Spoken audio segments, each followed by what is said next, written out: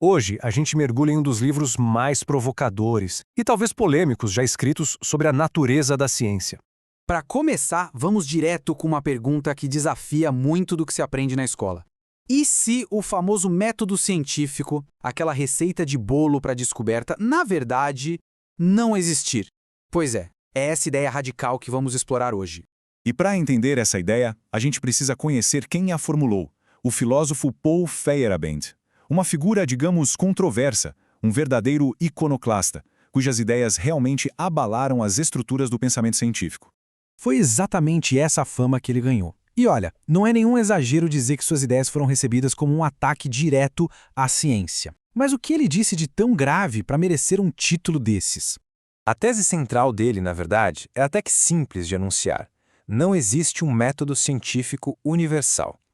Ele defendia que no mundo real, a ciência é muito mais caótica, mais criativa e, usando uma palavra dele mesmo, anárquica. Certo, mas como ele sustenta uma visão tão radical assim? Vamos agora dar uma olhada na base do argumento dele contra essa ideia de um método único e universal para toda a ciência. O ponto de Feyerabend é profundamente histórico. Ele foi investigar a história da ciência e percebeu um padrão muito interessante. Para cada regra que os filósofos propunham, como por exemplo, só aceite teorias que já foram confirmadas, ele encontrava um grande cientista que quebrou essa regra, e ao fazer isso, fez a ciência avançar. Para Feyerabend, a rigidez de um método não é uma virtude, mas sim um obstáculo para o progresso. Essa defesa toda da liberdade, da quebra de regras, não veio do nada. Feyerabend teve uma inspiração muito forte de um dos maiores defensores da liberdade de pensamento que já existiu, o filósofo John Stuart Mill. A ideia do Mill era que até as opiniões mais absurdas deveriam ter espaço, porque o debate, o confronto de ideias, nos força a pensar e a não cair em dogmas. O Feyerabend pegou esse princípio e aplicou diretamente à ciência. Ele acreditava que a competição constante entre teorias diferentes, mesmo aquelas que parecem erradas, é o que de fato move o conhecimento. E a prova central de toda a argumentação dele, o estudo de caso definitivo, envolve um dos maiores heróis da ciência, Galileu Galileu. A lógica que ele monta aqui é implacável. Pense bem, se a gente quer encontrar o método científico, é natural olhar para os melhores exemplos. E Galileu é, sem dúvida, um deles. Só que, segundo Feyerabend, Galileu não só contornou as regras, ele as quebrou de forma sistemática. A conclusão, então, parece inevitável. Se o nosso maior exemplo de cientista não seguiu método algum, talvez esse tal método universal não exista mesmo.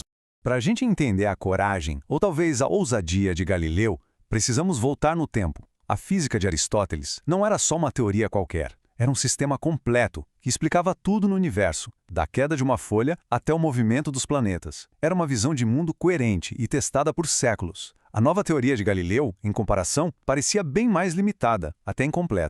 E aqui está o ponto-chave. Galileu não estava só fazendo um ajuste numa teoria que já existia. Ele estava propondo algo que ia contra de forma direta o sistema científico mais poderoso e confirmado da sua época. Se formos olhar do ponto de vista de qualquer método racional, a teoria dele deveria ter sido descartada na hora. Agora vamos para a parte mais polêmica. Como Galileu lidou com as evidências? Feyerabend argumenta que ele foi um mestre da persuasão e da propaganda, e não se baseou apenas em fatos puros e simples para defender a sua visão. Naquele tempo, os argumentos contra Galileu eram muito fortes. A teoria dele não só batia de frente com a física dominante, mas também com a observação a olho nu. De acordo com a própria teoria dele, planetas como Marte deveriam variar de brilho de forma drástica, e isso simplesmente não acontecia. A única carta na manga que ele tinha era um instrumento novo, instável e, na opinião de muitos, enganoso, o telescópio. E existiam bons motivos para desconfiar do telescópio. Ele criava distorções, aberrações de cor. Quando Galileu tentou mostrar as luas de Júpiter a outros professores, a maioria não conseguiu ver nada. Como dá para notar nessas ilustrações da época, cada astrônomo via Saturno de um jeito diferente. Como é que se pode basear uma revolução científica inteira num instrumento tão pouco confiável? Toda essa análise sobre a quebra de regras e sobre esse caos criativo nos leva à frase mais famosa e com certeza mais mal interpretada de todo o trabalho de Feyerabend.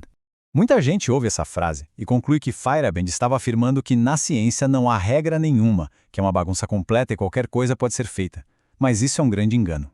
Na verdade, Feyerabend estava usando uma tática de argumentação conhecida como redução ao absurdo. Ele não estava propondo tudo vale como um novo método.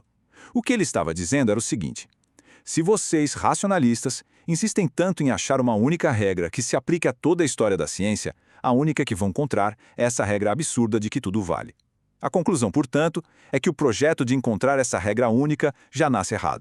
Então, a verdadeira mensagem é esta: a ciência não avança com meros seguidores de regras. Ela avança com inovadores, ousados, criativos, oportunistas, que sabem exatamente a hora de jogar o manual fora. O progresso científico é, muitas vezes, fruto da rebeldia e não da obediência. E isso nos deixa com uma última provocação. Se a história da ciência mostra que os grandes avanços aconteceram justamente quando as regras foram quebradas, então talvez a gente precise repensar o papel do método. Talvez ele não seja um mapa a ser seguido à risca, mas apenas um ponto de partida do qual os verdadeiros gênios sabem a hora de se desviar.